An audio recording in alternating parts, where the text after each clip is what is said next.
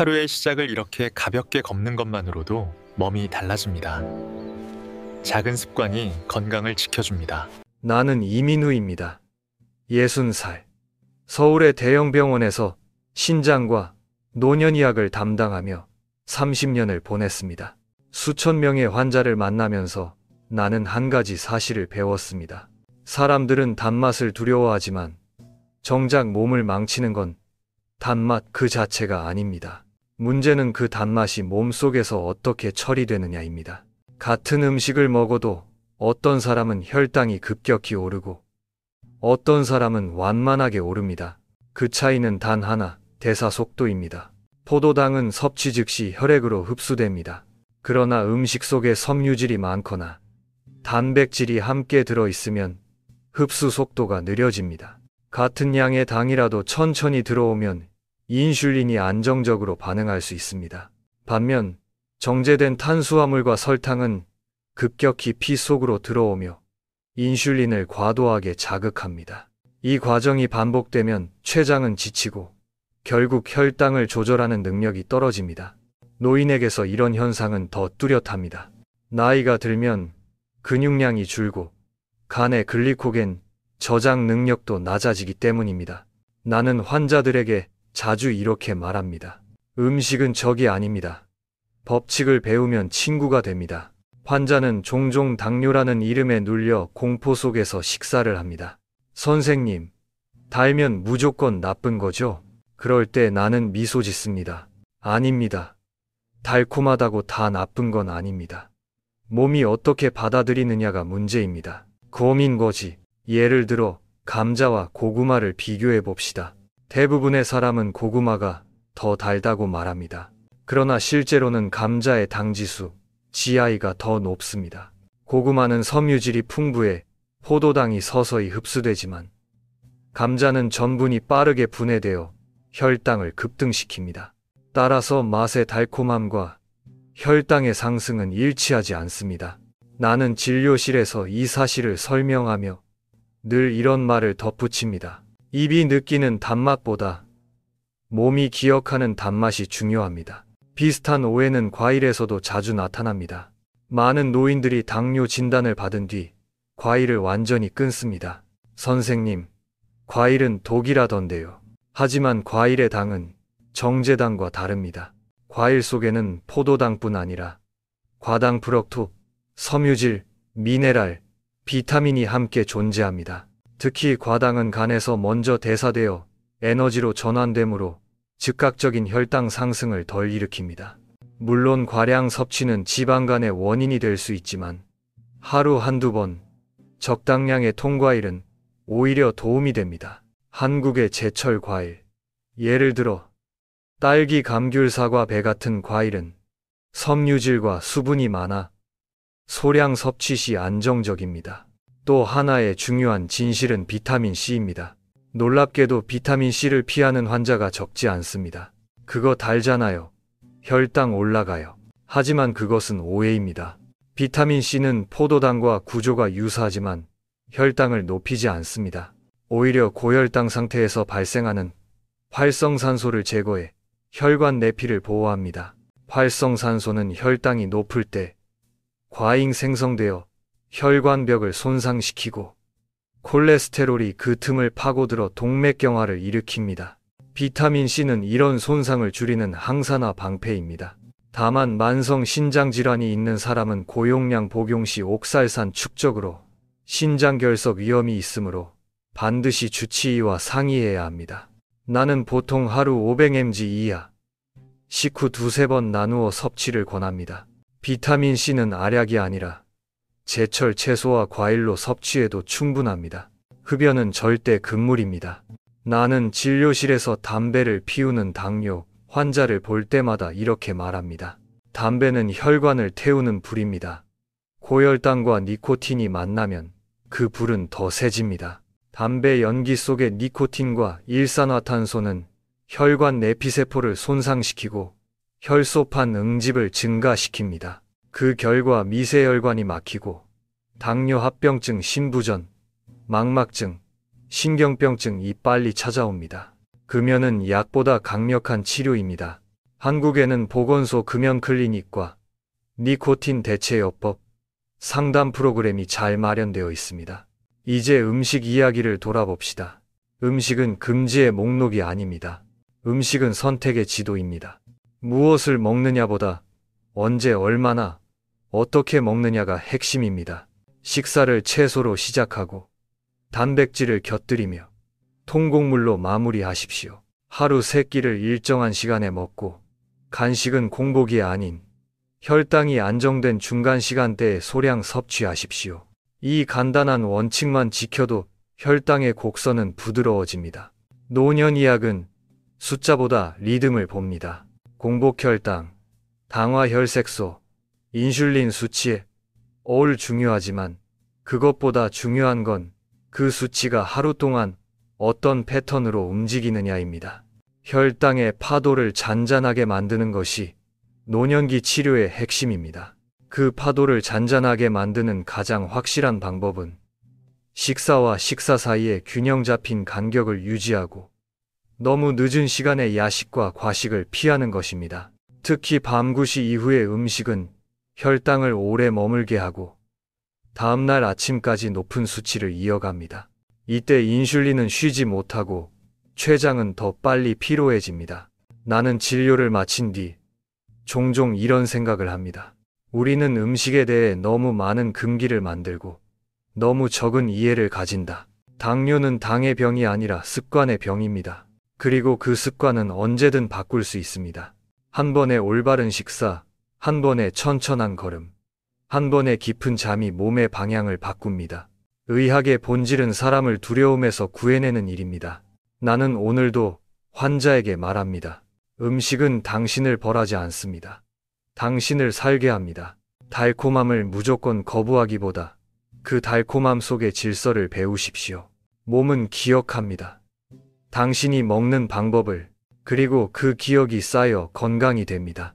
이것이 내가 30년 동안 배운 아주 단순한 진실입니다. 진료실에서 나는 매일 비슷한 질문을 듣는다. 선생님, 운동을 꼭 해야 하나요? 저는 그냥 식사량만 줄이면 안 될까요? 그럴 때마다 나는 조용히 웃는다. 식사량을 줄이는 것도 중요하지만 진짜 약은 움직임입니다. 식후 30분의 짧은 걸음이 그 어떤 약보다 강력하다는 사실을 많은 환자들이 모른다. 식사를 하면 혈당이 오른다. 이건 자연스러운 생리 현상이다. 음식을 먹은 뒤 30분에서 1시간 사이에 혈당은 최고점을 찍는다. 그때 인슐린이 분비되어 포도당을 세포 속으로 밀어 넣는다. 하지만 나이가 들수록 이 과정은 느려진다. 근육량이 줄고 세포가 인슐린에 둔감해지기 때문이다. 이때 가만히 앉아 있으면 혈당이 피 속에 오래 머무른다. 반대로 식후에 천천히 걷기 시작하면 근육이 포도당을 흡수하며 혈당이 자연스럽게 낮아진다. 이것이 식후 보행 요법 포스프란디아 워킹 테라피이다. 나는 수많은 환자 차트에서 동일한 변화를 확인했다. 식후 30분 걷기를 3개월 이상 지속한 사람은 그렇지 않은 사람보다 평균 당화혈색소 HbA1c가 0.8, 1.2% 더 낮았다. 약을 늘리지 않고도 걷기 하나로 수치가 개선된 것이다. 의학 논문에서도 같은 결과가 반복된다. 하루 3끼 중 1끼 뒤라도 꾸준히 걸으면 인슐린 감수성이 회복되고 지방간 고혈압 위험도 줄어든다. 심지어 수면의 질과 우울감도 개선된다. 몸이 움직일 때 마음도 움직이기 때문이다. 하지만 환자들은 종종 이렇게 말한다. 선생님, 저는 하루 종일 움직여요. 집안일 하느라 바빠요. 나는 고개를 저으며 말한다. 그건 일이지 운동이 아닙니다. 일은 긴장된 상태에서 에너지를 쏟는다. 스트레스 호르몬인 코르티솔이 오르고 간은 저장된 포도당을 혈액으로 내보낸다. 결국 혈당은 오히려 올라간다. 운동은 달라야 한다. 심박수가 너무 높지 않고 호흡이 고르며 마음이 편안해야 한다. 그게 바로 치유하는 움직임이다. 식후 보행의 이상적인 시간은 15-30분이다. 식사 후 10분 정도 앉아서 소화를 안정시킨 뒤 천천히 걷기 시작하면 된다. 걷는 속도는 대화가 가능한 정도가 좋다. 숨이 약간 차지만 말은 이어갈 수 있을 정도. 이 속도가 지방을 태우고 근육의 포도당 운반체 GLUT 살을 가장 효율적으로 활성화한다. 비가 오면 실내 복도나 계단, 마트 안 통로도 괜찮다. 거실을 오가는 것도 의미 있다. 핵심은 꾸준함이다. 나는 환자들에게 걷기 노트를 만들어주기도 한다. 오늘은 몇 분 걸었는지, 식사는 몇 시였는지, 기분은 어땠는지 적어보세요. 기록은 습관을 현실로 만든다. 자신의 패턴을 보면 언제 혈당이 잘 떨어지고 언제 피로가 오는지 스스로 깨닫게 된다. 그 깨달음이 자율성을 만든다. 의사가 매일 옆에 있을 수는 없다. 하지만 기록은 환자 스스로의 내면 의사를 깨운다. 걷기의 효과는 혈당뿐만 아니라 혈류에도 있다. 노년의 혈관은 젊을 때보다 탄성이 떨어지고 말초순환이 느려진다. 보행은 종아리 근육 펌프를 자극해 정맥혈을 심장으로 밀어 올린다. 혈류가 개선되면 신장과 심장의 부담이 줄고 부종도 완화된다. 한 걸음 한 걸음이 전신 순환을 돕는 것이다. 특히 식후 보행은 식사로 인해 증가한 혈류를 소화기관에서 말초로 분산시켜 위의 부담을 줄인다. 속이 더부룩하지 않고 식후 졸림이 줄어든다. 어떤 환자는 걷기를 시작하고 나서 약을 줄였다. 65세의 최동훈 씨. 그는 7년째 당뇨약을 복용 중이었고 식사량을 줄였는데도 혈당이 180mg/dl을 넘었다. 운동은 힘들어서 안 해요. 그에게 나는 단 한 가지를 제안했다. 식후에 30분만 걸어보세요. 숨이 차면 멈추시고 다시 걷고. 처음엔 10분도 힘들어했지만 한 달 후 그는 말했다. 이상하게 밥을 먹어도 속이 편해요. 3달 후 그의 HbA1c는 9.1에서 7.4로 떨어졌다. 그는 말했다. 선생님, 약이 아니라 발이 저를 살렸네요. 나는 미소로 대답했다. 그렇습니다. 약은 도와주고 당신의 발이 치료합니다. 걷기는 마음을 바꾼다. 혈당이 내려가면 뇌의 세로토닌 분비가 늘어나 기분이 안정된다. 걷는 동안 심박동이 규칙적으로 유지되면 교감신경의 흥분이 가라앉고 부교감신경이 활성화된다. 그 결과 잠이 깊어지고 야간 혈당이 안정된다. 이런 생리적 반응을 나는 몸의 리듬 회복이라고 부른다. 인슐린은 리듬을 좋아한다. 리듬이 일정하면 몸도 안심한다. 나는 환자에게 늘 이렇게 말한다. 식후 30분은 약속된 시간입니다. 꼭 자신에게 그 시간을 주세요. 텔레비전을 끄고 스마트폰을 내려놓고 바람을 느끼며 걷는 시간. 그 짧은 30분이 췌장을 쉬게 하고 혈관을 청소하며 마음을 진정시킵니다. 이보다 더 단순하면서 강력한 치료는 없습니다. 노인에게 운동은 때로 두려움이다. 넘어질까봐, 무릎이 아플까봐 걱정한다. 그래서 나는 안전한 걷기 요령을 알려준다. 첫째, 신발은 반드시 쿠션이 있는 워킹화를 신는다. 둘째, 지팡이나 워킹폴을 활용해 균형을 잡는다. 셋째, 보행 전후로 종아리와 허벅지를 가볍게 풀어준다. 넷째, 혈압약이나 이뇨제를 복용 중이라면 저혈압 증상을 주의한다. 이 네 가지를 지키면 대부분 안전하다. 나는 걷기를 복합약제라 부른다. 혈당, 혈압, 콜레스테롤, 우울감, 불면증, 하나의 행동으로 개선된다. 의약품은 부작용이 있지만 걷기는 부작용이 없다. 단, 지속하지 않을 때에만 효과가 없다. 꾸준함이 곧 용량이다. 최근에는 한국의 여러 지자체에서 식후 걷기 프로그램을 운영한다. 보건소에서 만성 질환자들이 함께 모여 공원 산책을 하고 의사와 간호사가 혈당을 측정해준다. 이런 공동체 운동은 사회적 연결감도 회복시킨다. 혼자보다는 함께 걸을 때 꾸준함은 2배가 된다. 걷기의 마무리는 물 한 컵이다. 운동 후 200-300ml의 미지근한 물을 마시면 체내 순환이 안정되고 탈수를 예방한다. 단, 식후 바로 많은 물을 마시면 위산이 희석되므로 걷기 후 천천히 마시는 것이 좋다.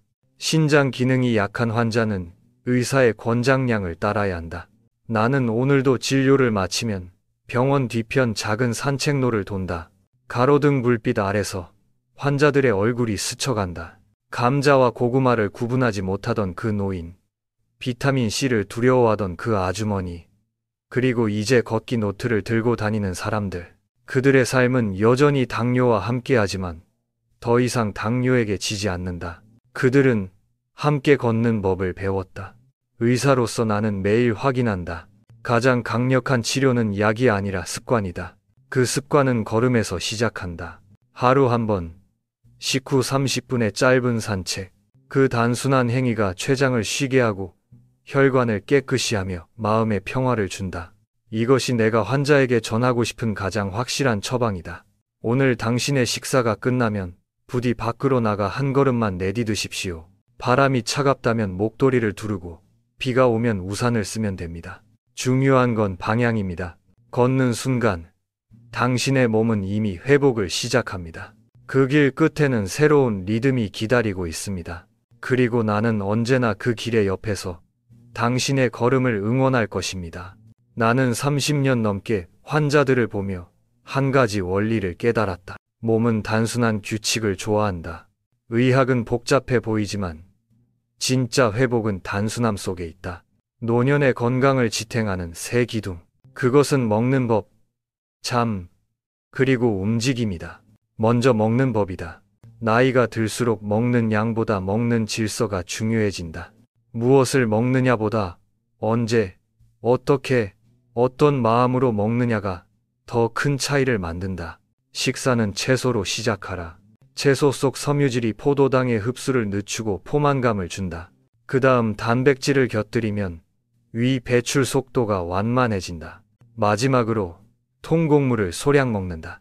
현미, 귀리, 보리, 메밀 같은 곡물은 흰쌀보다 혈당의 파도를 완화시킨다. 과일은 하루 한두 번 통째로 씹어서 먹는 게 좋다. 과일즙은 빠르게 흡수되어 혈당을 급상승시킨다. 노인 환자들은 종종 이렇게 말한다.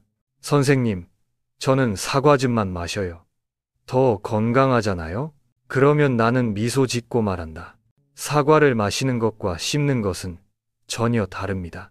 씹는 과정에서 타액이 분비되고 위의 신호가 뇌로 전달된다. 이 단순한 행위가 인슐린 분비를 조절한다. 하루 한두 조각의 통과일은 약이지만 과즙 한 컵은 과용량의 당이 된다. 수분 섭취도 중요하다. 하루 총 1.52리터의 물을 낮 시간에 나누어 마시는 것이 이상적이다. 너무 늦은 시간에 수분은 야뇨를 늘리고 숙면을 방해한다. 물은 신장을 깨우는 약이지만 신장이 약한 사람에게는 과용량이 독이 된다. 그래서 나는 항상 말한다. 당신의 신장이 감당할 만큼만 마시세요. 심부전이나 신부전이 있는 환자는 의사가 정한 하루 수분량을 지켜야 한다. 반면 건강한 노인은 탈수를 피하기 위해 하루 6~8잔의 물을 목표로 하면 충분하다. 단, 가당 음료나 탄산수, 인공 감미료가 들어간 커피는 물이 아니다. 라벨을 읽는 습관이 건강을 지킨다. 먹는 법의 핵심은 속도다. 빨리 먹으면 혈당이 급격히 오른다. 천천히 씹으면 위와 뇌가 포만 신호를 주고 인슐린이 여유 있게 분비된다. 한국인에게 흔한 밥을 5분 안에 먹는 습관은 혈당을 불안정하게 만든다. 식사 한 끼는 20분 이상 여유롭게 즐기는 것이 좋다. 식사 중 텔레비전이나 스마트폰을 멀리하고 음식의 냄새와 질감을 느껴라. 그 자체가 치료다. 둘째, 잠이다. 잠은 노년의 가장 강력한 약이다. 나는 환자들에게 이렇게 묻는다. 요즘 잘 주무시나요? 이 질문 하나가 혈당, 혈압, 심장 상태를 모두 말해준다.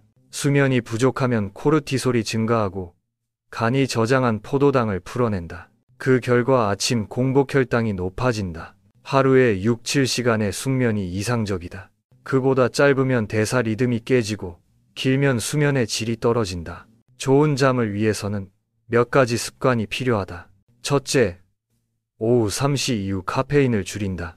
커피뿐 아니라 녹차, 홍차, 초콜릿에도 카페인이 있다. 둘째, 낮 동안 햇빛을 20분 이상 쬐다.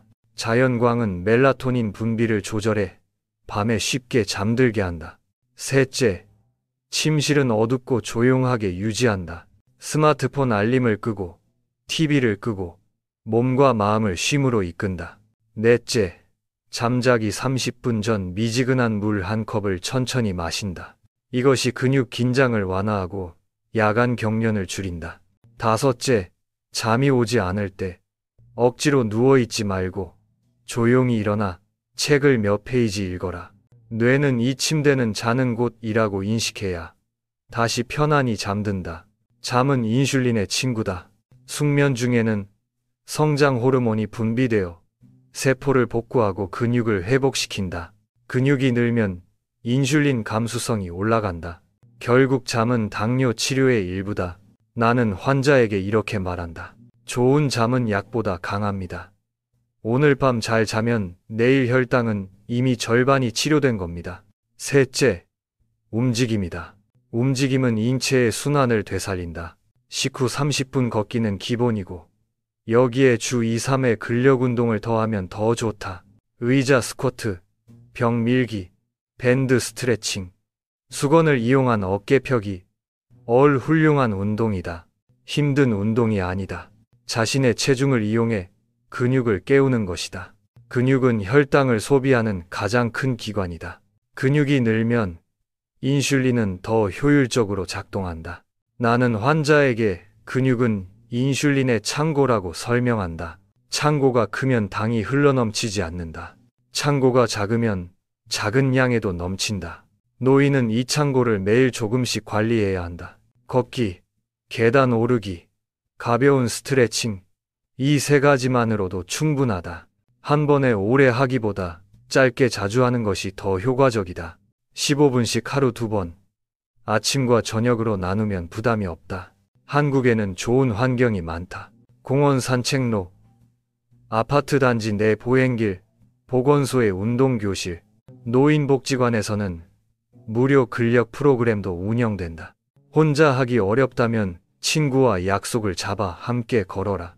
대화하며 걷는 것은 심리적 안정에도 도움이 된다. 마음이 움직이면 몸도 움직인다. 몸을 움직이는 것만큼 중요한 건 멈추는 법이다.